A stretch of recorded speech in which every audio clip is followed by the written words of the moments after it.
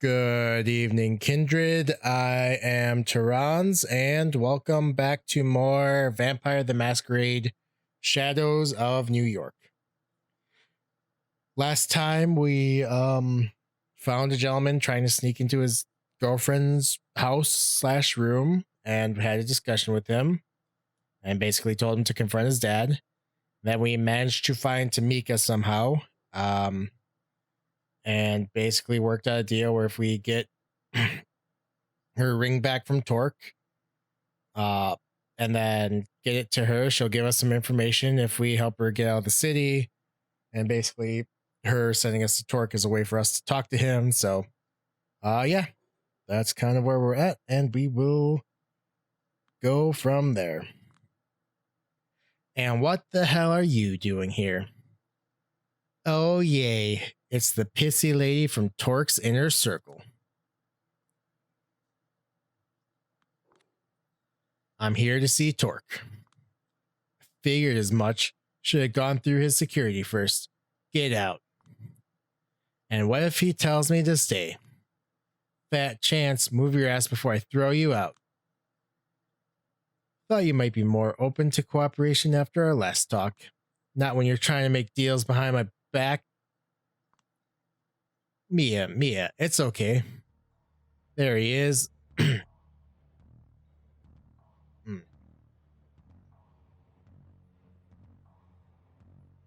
Sorry, for whatever reason with these two, like when I try to do like the angry, basically like I'm kind of trying to base Mia's voice off of Damsel, but for some reason doing that voice, then switching to the whatever voice I've decided for Jules, whoever the main character is, like that switch is hard for me. I don't know why. Anyway, there he is, walking through the door, one of the most infamous New York City barons, or as some people started calling him the moment Callahan met his end, the Baron of New York City. Torque, we've talked about this. The situation is a little bit different now. Tamika sent her. What? Bullshit. I wasn't able to track her down for weeks. Well, I did. And guess what? It took me one night, you clown. Had enough of bitchy henchwomen for the week, so I can't help but put her down. She shoots me a hateful look, but Torque gestures at her to stay quiet. This is a reason to celebrate, not to get mad. Now if you allowed the two of us to have a private conversation, no way. I want to keep my eye on her. You'll keep an eye on the exit, and that will be enough. Please. He puts on his best authoritative tone, and it works. No protests these times. Mia leaves the room. When talking to Mia, you mentioned cooperation. First I've heard about it. I tried to make friends with her so that the investigation would go more smoothly. Looks like it wasn't appreciated. I'm sorry about her. She can be overzealous, but usually that's not a bad thing. Yeah, sure. So has she told you I've been trying to reach you for a few nights? I don't think so. Have you? Well, I'm the dumbass the court ordered to investigate Callahan's final death, so considering your connection to the case, I thought it'd be prudent for us to talk. Ah, so that's you. Yeah, now know you're probably anxious to hear about Tamika. I'm surprised to hear the two of you know of each other.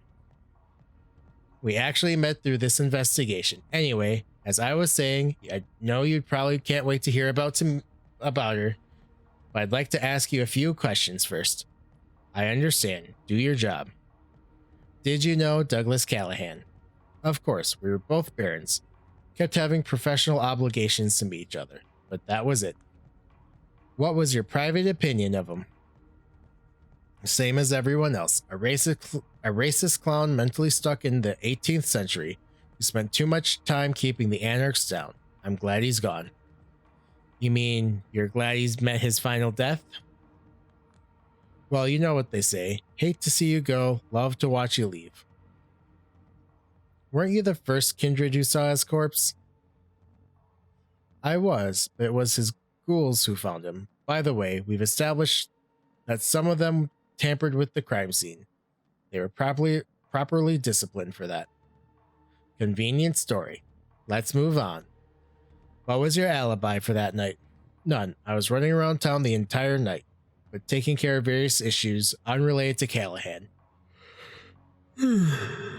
Sorry. But I don't intend to divulge them to someone from the Ivory Tower. So you have no interest in proving yourself innocent. My official position was made clear. It's the Camarilla who are to blame. It's your job to prove me wrong. Kurwa Mak. At least for once, I can face a problem that can be solved with pure logic. At least for once, can I face a problem that can be solved with pure logic, not politics. Any findings on your side I should know of? Ask Mia. She's the one who handled the murder scene. I'm not privy to all the details. Hope, D'Angelo, Agathon, any idea who these people are? Can't recall. Sorry. The evidence I found suggests a potential link between Callahan and Tamika. Any clues? I knew both of them well, but as far as I know, they've never met. That's it. Oh well, not sure what I expected. He's the kind of guy that could only be pushed into talking if I had something concrete to push him with. Time to move on. Well, regarding Tamika, finally, I'll cut straight to the chase. She wants me to inform you she will be skipping town for a while. The SI is hot on her trail and she needs to lose them ASAP. Oh, I've told her countless times if she's in danger, I will always be there for her. Does she think she can find a secure way out of the city in this situation? She's safe. So you say. She's got some other friends in high places she'll manage to get out. Gotta admit, that's not what I expected to hear, or what I wanted to hear. Why did she decide to contact me? She wants her ring back. His aura changes in the blink of an eye. Ah, I see now. So that's why she didn't show up herself. Wouldn't even face me when delivering the final insult. Uh-oh, looks like I stepped on a landmine.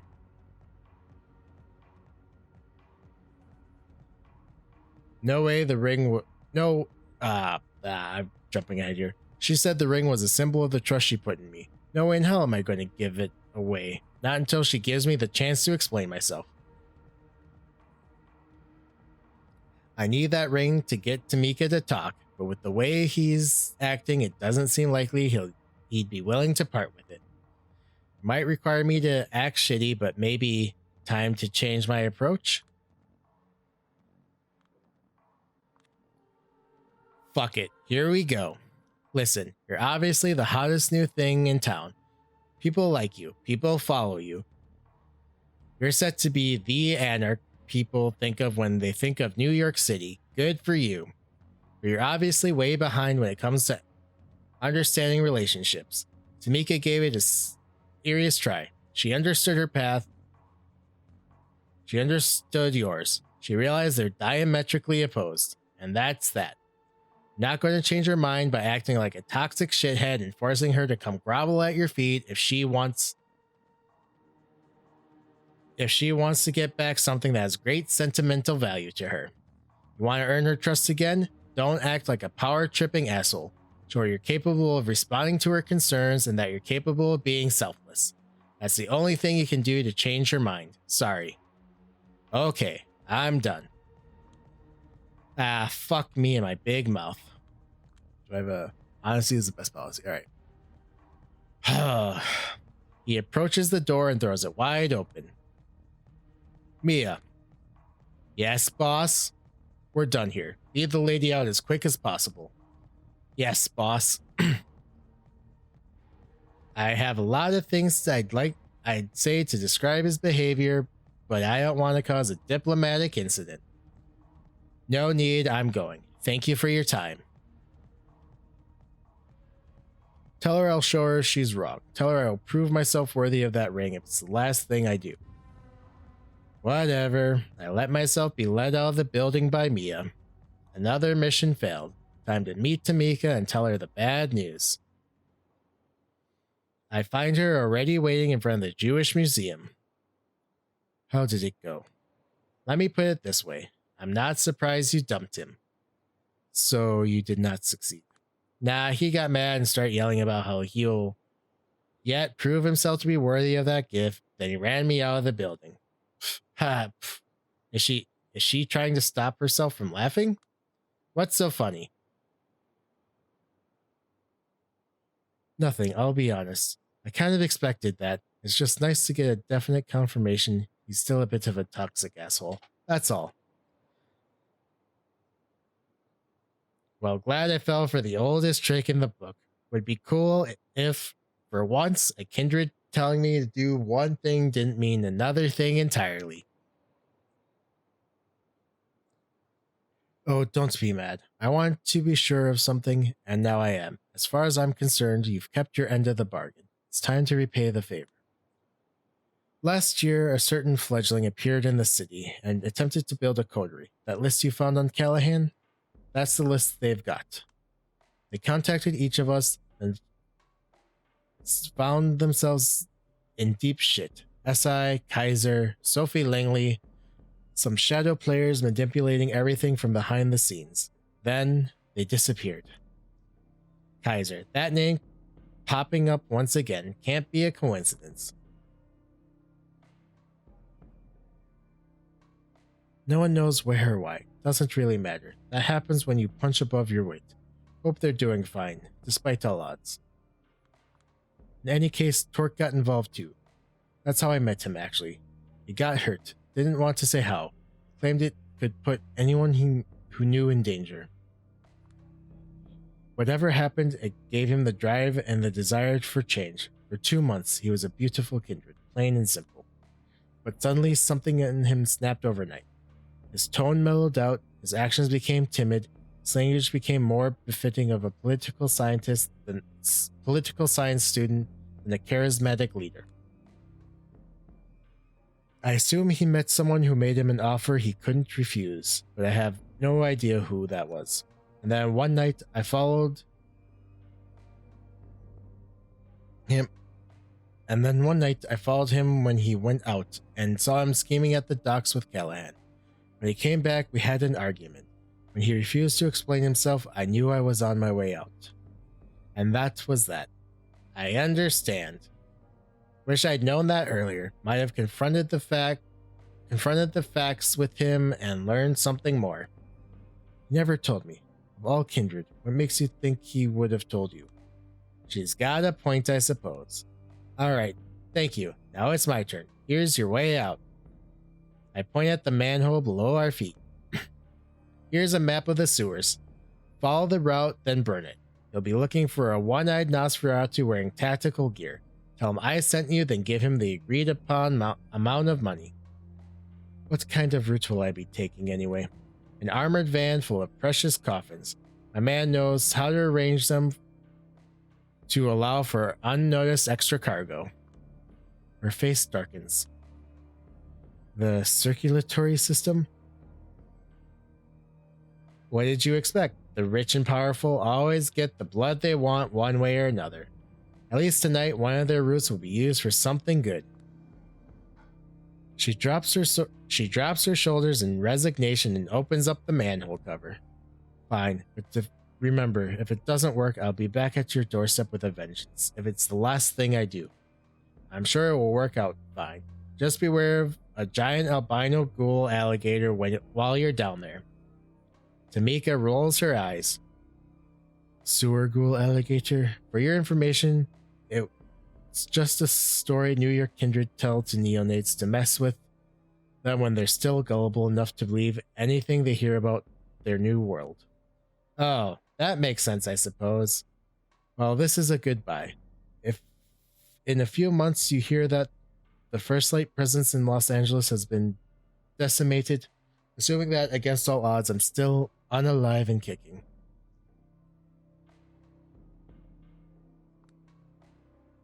If you keep killing indiscriminately, you might cross a line of no return, you know. Shouldn't you take it easy for a while? Not until my brothers and sisters in blood stop being slaughtered. I care about what's left of my humanity, but turning a blind eye on kindred in need would be even less human. So that's the kind of person she is, and probably will be until the very end. It must be comforting in a way, to know how your path will end, yet follow it all the same. I could never do that. Here's some parting advice for you. We might be monsters, but we're lucky enough to be born into a world that's even more monstrous than we are. If we rebel against it, we might find salvation. If only I could believe it. Didn't expect the preaching tone. Why are you telling me this? Because I think I have a pretty good nose for people's auras, and when I take a good look at you, I smell a penchant for ruthless opportunism. I smell a controlling anger that might get out of hand if you get a whiff of power.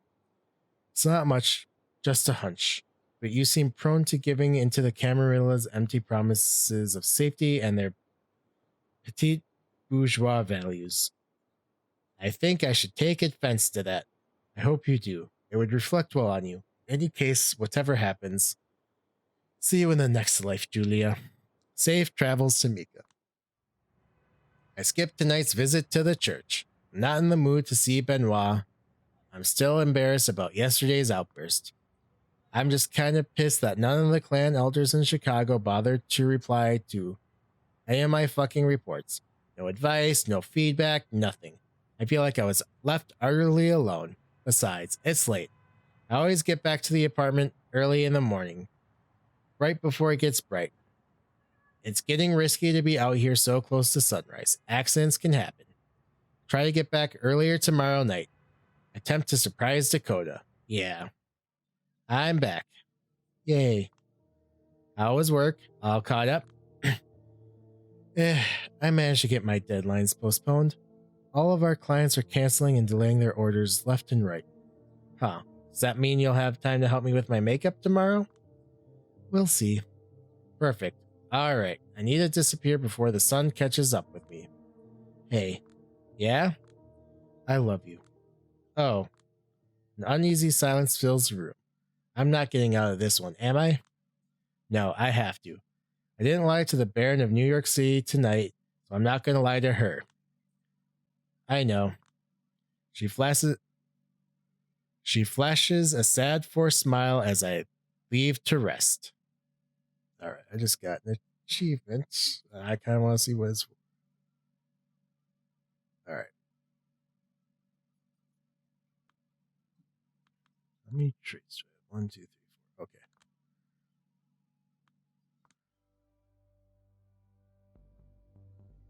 All right, we will rest and at least see how the intro scene goes. I finally reached Big Beat Burger, hoping to recuperate from all the mental damage accumulated over the past few days. Only to find out the doors are locked and nobody's inside. No, I need to be sued. I need my routine. You've absolutely got to be kidding me. Closed? What the fuck do you mean closed? I mean, we're in the middle of a pandemic. Everything's closed. Pandemic? What pandemic? Do you live under a fucking rock? It's a new SARS virus straight from China. The whole world is going crazy over it. People are dying left and right. Holy shit. I didn't know something like this could happen in this day and age. Somehow it always felt like we were beyond it. Well, I guess it's lucky I'm dead. I walk away to avoid bringing more attention to myself. Now I understand why NYC feels downright apocalyptic tonight. It's like a psychedelic experience to see these familiar streets empty and abandoned. Well, let's see what parts of the city are still alive in the middle of a plague. Alright. Spring through the world, spring in a weird mood.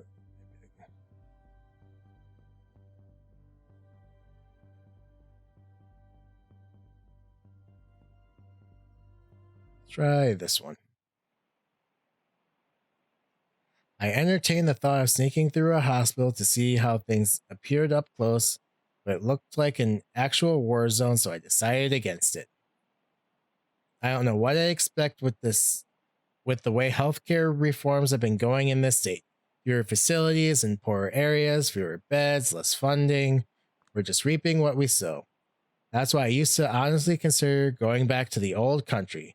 An American friend was like, "Why would you go back to that shithole?" He was shocked to learn we have normal, free healthcare. Anyway, if an active hospital won't do, this one might. The smallpox hospital on Roosevelt Island, built to quarantine the poor and unloved victims of pandemics away from normal citizens' eyes.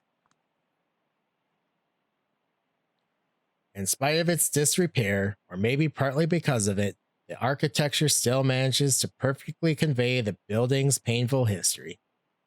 There are ghosts here, but they're mostly the good metaphorical kind, not the kind I usually see. Looks like there also might be a lone physical being here. You hear someone sneaking through the ruins. That's that for my peace and quiet. But oh well, I need to satiate my thirst anyway. How do I approach that person? Through the shadows. I become one with the shadows. I let the flow of the void take me in the direction of the footsteps. Eventually, a female shape appears in front of my eyes. Slowly, I emerge from the darkness behind her back. What? Only to spook my target the moment I do. In her panic, she drops something to the floor. It breaks into 1,000 pieces. God, don't scare me like that. I'm sorry? Look what you made me do. She kneels to pick up the pieces of some ugly glass sculpture. The shape is familiar. Was that a Scrooge McDuck figurine? Yes, it was. A Karl Barks design. They stopped making these decades ago. I didn't even know how long it took me to find it. I was really looking forward to decorating my haven with this. A Scrooge McDuck. It's pop art, okay? Haven. Of course, now I realize what. I couldn't put it into words. It was the feeling she might be kindred. She seems airheaded and eccentric, but I wouldn't want to pick a fight with her. Call it a hunch. I apologize. My name is Julia. I'm a Lasombra representative for the city. Some representative you are. Absolutely horrible first impression. Somehow we've never met before. You live here? I prefer keeping to myself these nights. More time for hobbies if you hide in secluded places like this. What's your name? Just call me Princess. Princess? My true name is for friends only, and after destroying my treasure, I count you as a sworn enemy. When you least expect it, I'll find you, and I will trap you in a reality of eternal pain. I should complain to the court at least, honestly. Tell Helene to start looking for a replacement. So sorry won't cut it, huh? Kadir would surely be thrilled to see Prince Helene assign me with the mission of looking for a rare Scrooge McDuck statue, but I prefer to avoid that fate, even if it doesn't seem very likely. How can I make it up to you? Should I search for a replacement online, or whatever? I'm not going to lie to you. I prefer not to stay mad for long. It's exhausting, and it's a threat to your beauty, both inner and outward. So yeah, I think I'm going to ask you for a small favor, then we'll be square, and I won't have to worry about becoming ugly. Sound good? What favor? See, I'm super into low art these days. That's why I collect stuff like Scrooge McDuck lamps. I used to be hardcore into high art before. Studied the harmonic structure of Bach's cantatas, taught myself Arabic just to weep over Middle Eastern poetry, read a lot of Joyce and Ardono, etc. Eventually, these hobbies got boring, as all things do, so I'm switching it up now. Comic books, heavy rock music, modern Hollywood movies, stuff made for children, small children, basically. Problem is, I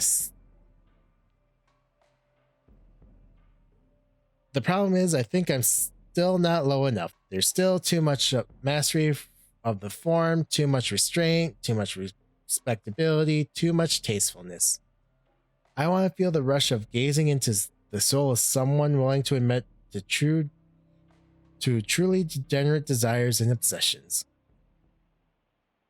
So I want the lowest kind of art you can find. Sweep me off my feet and we'll be good. Not the kind of request I expected, but how low is too low? There's no such thing as too low. Huh, okay. Back when I was alive, I refused advances from a guy who lived just outside of Astoria. He definitely still owns some incredibly low art, but what exactly should I get her? Let's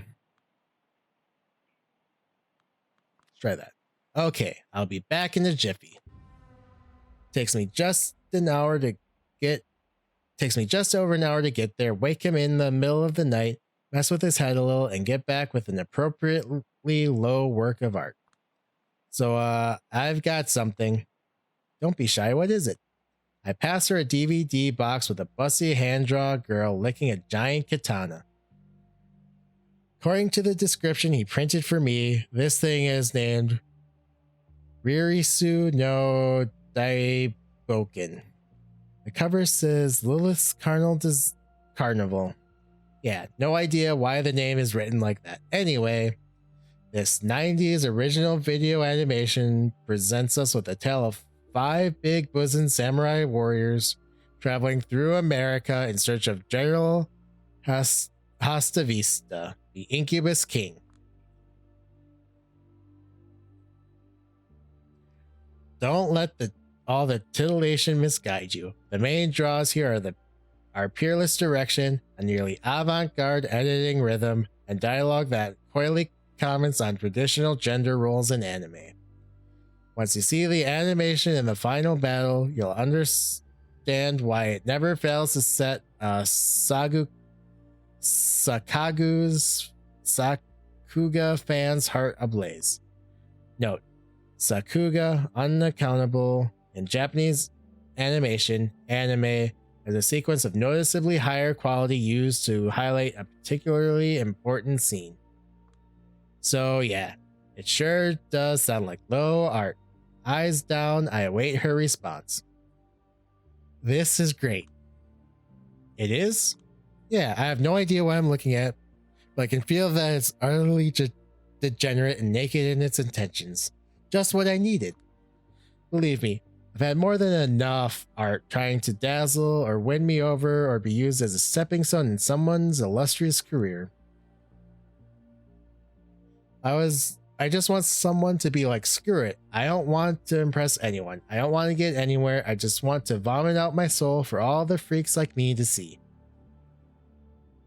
I think that in its own way, that might be the ultimate form of art. So is my debt paid? I suppose. So can I know your name now? Let me think. No. Less than she. Oh, no. Heart. Got it. Sorry, I don't know why. Anyway, she turns away and disappears into the night. Well, that was an interesting distraction from the city. Suppose it's time to go back to the miserable business I've been saddled with. All right, and this seems like a good place to stop the episode. Like to thank you all for watching. Habit. I'm trying to not do the like, comment, and subscribe thing, and I know I just said it, but that's just for explanation purposes. Anyway, thank you for watching, and I will see you next time with more Vampire the Masquerade: Shadows of New York.